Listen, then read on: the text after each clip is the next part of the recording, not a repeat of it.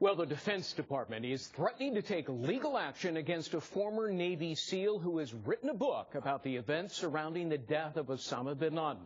The Pentagon saying that the author breached a non-disclosure agreement he signed and all but accuses him of divulging classified information. Now, that's a claim that the ex-SEAL's lawyer denies vigorously, but now that book is set to be released this Tuesday. What are the Pentagon's options here, or the Department of Justice?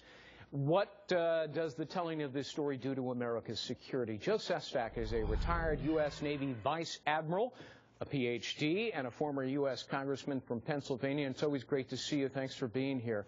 Good to be with you, Greg. I have a copy of the letter from the SEAL's lawyer, and I want to quote from it. He says this book, quote, did not disclose any material that would breach his agreements or put his former comrades at risk. And the lawyer also claims this non-disclosure does not apply to missions like the Bin Laden raid. Now, I must say that several prominent national security lawyers are really laughing that off, saying they find that hard to believe. They think it's a violation. What do you think? Well, I think that the Defense Department would abdicate its responsibility for future warriors, just like this author. He really is a warrior hero. But part of the code is, and they sign agreements to this, that you won't take a chance to inadvertently harm future warriors, your comrades out there, by disclosing inadvertently classified information in something you might publish. And so we shouldn't rely upon a lawyer that somebody gets to tell us whether it is or isn't the disclosure of confidential information. That's why DOD needs to follow this up. We cannot establish a precedence where somebody then 4 years from now says, I got a lawyer, he tells me it's okay. It happened to be a lawyer, like in this case, does do this type of business.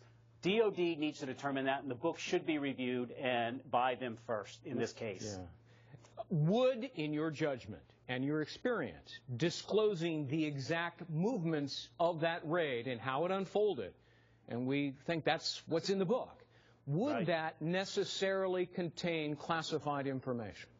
Don't know. I'm not a Special Forces officer, but I do know this. It's why the lawyer should not be telling us it does not. Because even this one Special Forces officer, this SEAL, may not, in his prism where he operated for 10 years, understand the breadth of how disclosures can affect other types of special access programs he did not have the ability to know about. It's why we should be coming back to DOD and letting them see this first. And frankly, Greg, they should be following this up to see that we don't just let this go by without the proper making sure that he understood he should have been following right procedures. All right, now, I want to be fair here because separately, journalists at the New York Times say they got operational details about the raid from the White House officials. That's what they say. Same thing with the filmmakers that are producing a movie about this thing. Now, if that's true, we can't verify it, but if it's true, wouldn't those leakers, allegedly from the White House, have also committed illegal acts just like potentially the Navy SEAL? Good point, Greg. As you know, right now, there are 2 U.S. attorneys that are following up on those potential leaks. However, on a higher level, I agree with the overarching point. I really, truly believe that U.S. military should walk softly, talk softly, but carry a big stick. And when there was this victory lap that appeared to be done after the admission of that we got Bin Laden by senior officials, I didn't think that spoke about America's strength in the best way. We need to have an investigation following up on all this. I think you're absolutely right.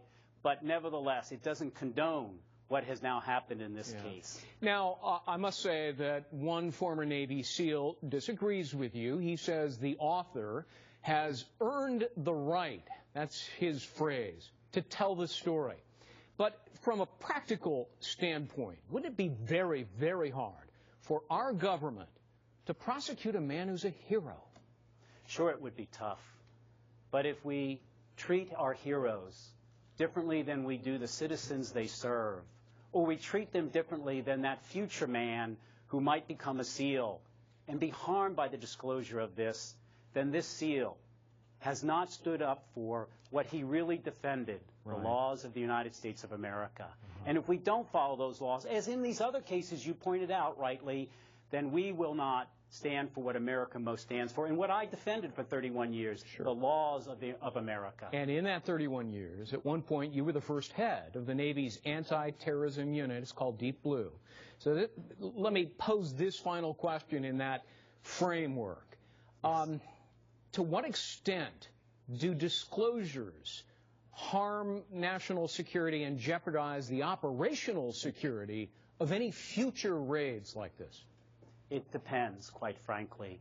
When I joined up the U.S. military, you could not even disclose the speed of our ships. Really? But today, everybody talks about them, and it's different. Sure. However, if you are to disclose who an operative is in deep disclosure, like, frankly, the name that sure. has been revealed right now by the press of who this SEAL is, I think that is quite harmful to him, and it's quite harmful to the future operatives if their names get disclosed. So it depends upon what the information is. It's why, for example, Mr. Polak is in jail, or Stephen Kim, who revealed information, is being prosecuted by the Obama administration, because their information was quite helpful to other people. All right.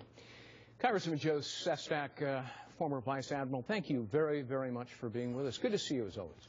It's great to be with you again, Greg. Right. Best to Heather.